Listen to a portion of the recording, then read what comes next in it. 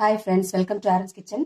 இன்னைக்கு நம்ம சூப்பரான சேமியா தோசை அதை எப்படி செய்யறதுன்னு பார்க்க போகிறோம். வாங்க எப்படி செய்யறதுன்னு பார்க்கலாம்.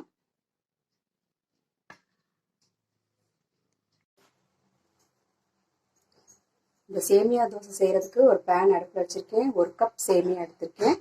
இதை ஃப்ரை பண்ணிக்கலாம். நல்லா மீடியம் ஃப்ளேமில் வச்சுட்டு லேசாக வறுத்து எடுத்துக்கலாம்.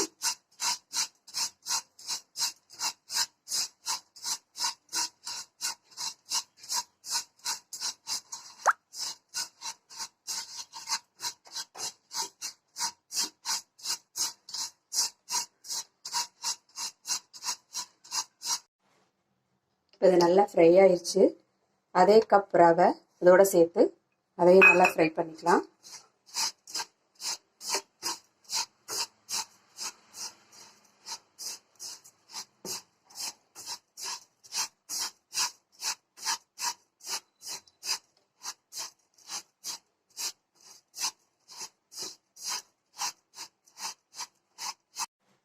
இதையும் இப்போ நல்லா வாசம் வர வரைக்கும் ஃப்ரை பண்ணியாச்சு.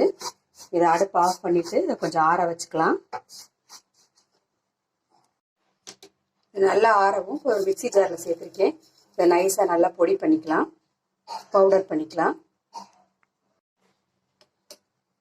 அரைச்சதை ஒரு பாத்திரத்துக்கு மாற்றிருக்கேன். இது மாதிரி நல்லா நைஸ் பவுடராக அரைச்சிக்கலாம். அதே கப் அளவுக்கு மோர் ஊற்றி கலந்து வச்சுக்கலாம்.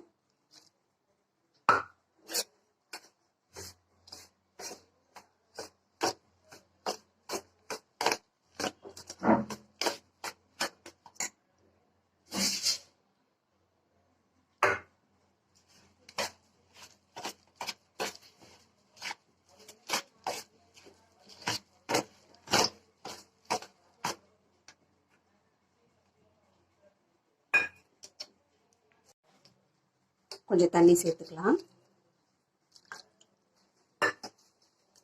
இதை நல்லா தோசை மாவு பதத்துக்கு கலந்து ஒரு 10 நிமிஷம் ஊற வச்சிடலாம்.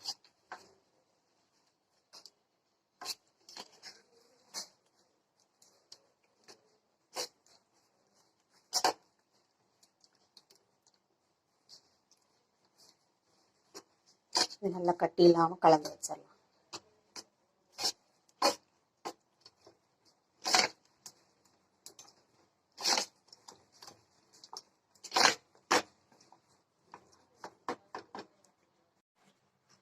இந்த மாதிரி நல்ல ஒரு ஃப்ளோயிங் கன்சிஸ்டன்சி தோசை ஊற்றுற மாதிரி நல்லா கலந்து வச்சுக்கலாம்.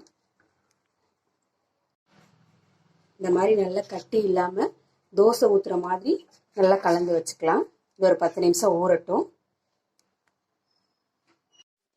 இப்போ 10 நிமிஷம் ஆயிடுச்சு. இது நல்லா ஊறிடுச்சு. இதில் தேவையான அளவு உப்பு சேர்த்துக்கலாம். தோசைக்கு தேவையான அளவு உப்பு, கொஞ்சமாக ஆப்ப சோடா சேர்த்துக்கலாம். இதை நல்லா கிளறி விட்டுக்கலாம்.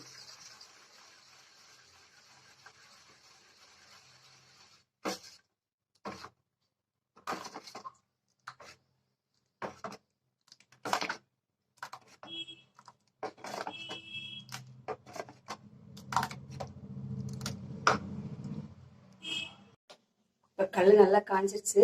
நம்ம தோசை ஊற்றிக்கலாம்.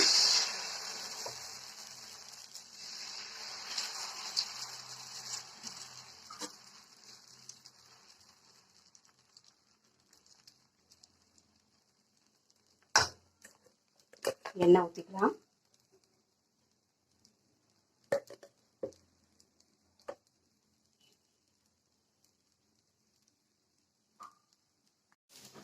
வெந்துருச்சு, திருப்பிக்கலாம்.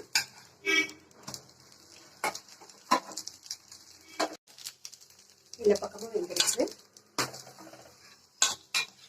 பிளேட்டுக்கு மாற்றிக்கலாம். இன்னொரு தோசை ஊற்றிக்கலாம்.